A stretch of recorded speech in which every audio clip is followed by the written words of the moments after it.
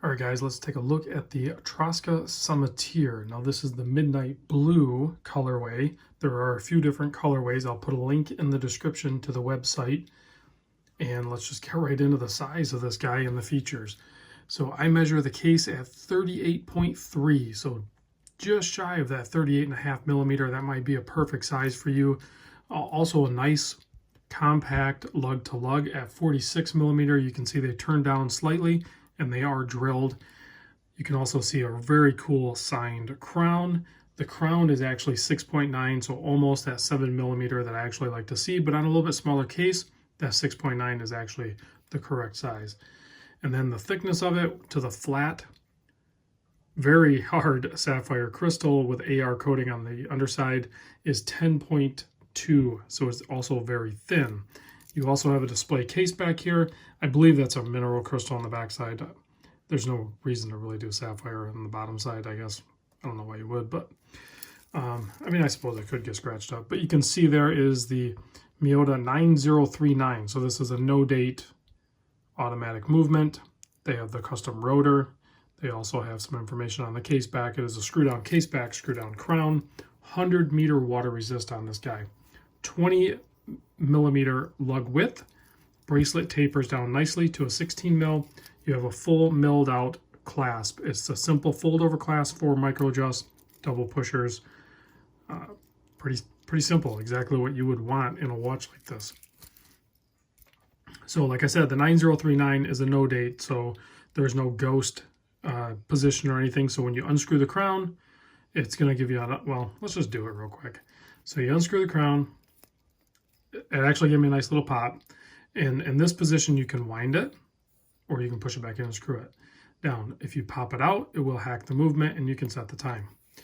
So pretty standard affair there. Now, also I pointed out the bracelet 20 down to 16, but that first link off from the solid end link articulates fully, so it kind of lays flat, so you get a full range of motion there.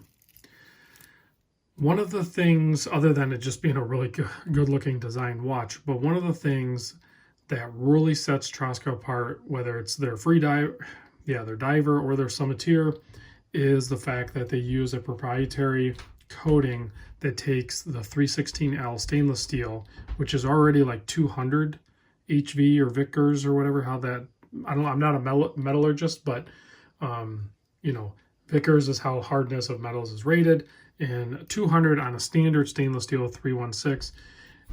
So when they do the coating, it brings the hardness up to 1200. So quite the jump, and a lot of people have confirmed that. And it's on the bracelet and on the case.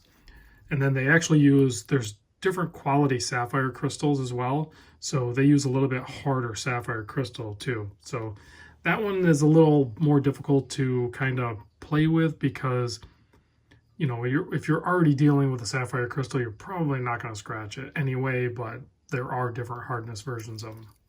So you can see here on the dial, it is all printed on. They use BGW9 for the print. You can see it has a, you know, the center section is kind of submerged down in, giving it like a sector dial look, and just a very clean looking dial and watch. Very legible, diamond cut hands, they're sword style hands, super legible, super easy to read at pretty much any angle. Even with the glare, like I said, there is anti-reflective coating on the underside, so you may contend with that. But overall, it's such a bold print and a nice handset that it's just going to be legible even with a certain level of glare. The midnight blue on this one, a lot of the times, is going to look, I mean, it's definitely a midnight blue.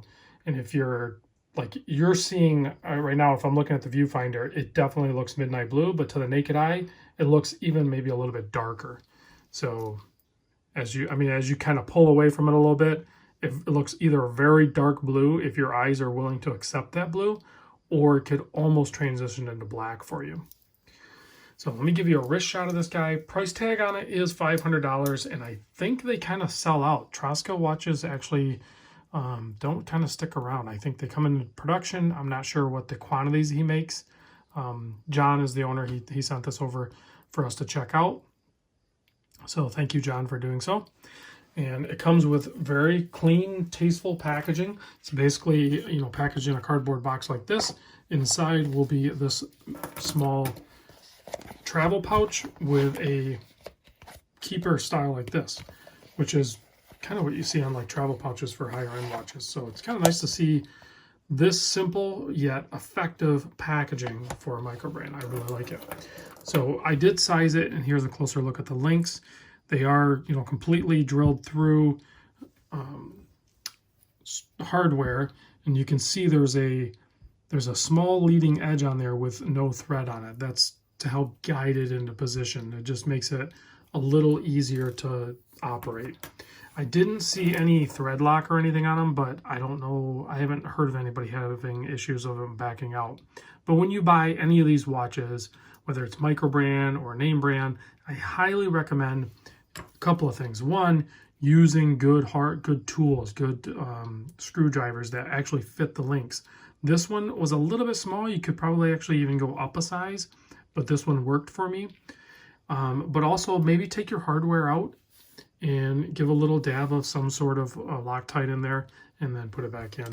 That way you have some security. Whatever you choose for Loctite. I had been recommending purple, but you could probably go with, you know, a blue or red or whatever, because there's different, I guess when you use it on different metals, it actually is different effectiveness. I thought going with the low strength, but anyway. So if we take a closer look at the finishing on this, you're going to see a very nice fine brushing. There is some polishing up there on the bezel, but they also brush the top of the bezel, which is kind of nice. It's going to help further resist showing the scratches. I personally have not worn the Traska a ton, but the little bit that I did wear, the diver I had, I never did get scratches on it. And a lot of my friends have Traska watches, and they also are not getting any scratches. So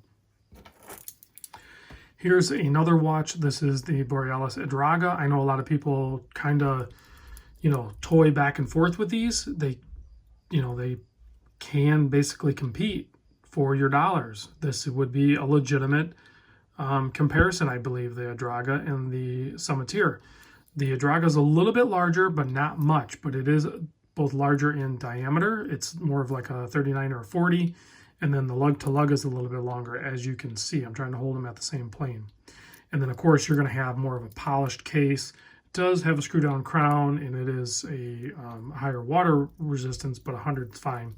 And then, you know, so I mean, totally different watches, but you can see the more stainless steel uncoated one is going to look more jewelry-like and less tool-like, whereas the Traska series, when you add that extra protection on there, you're going to have a little bit more of a tool type of watch.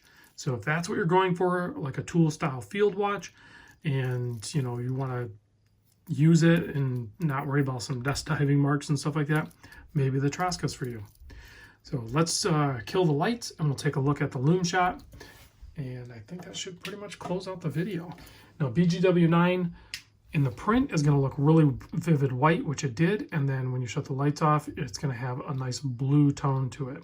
It's not going to be crazy vivid like some of the C3X1s or anything like that, but it looks nice because it, you know, has that cool blue look to it. So it's just a different feel. So let me know if you guys have any questions on it. I'll catch you on the next vid.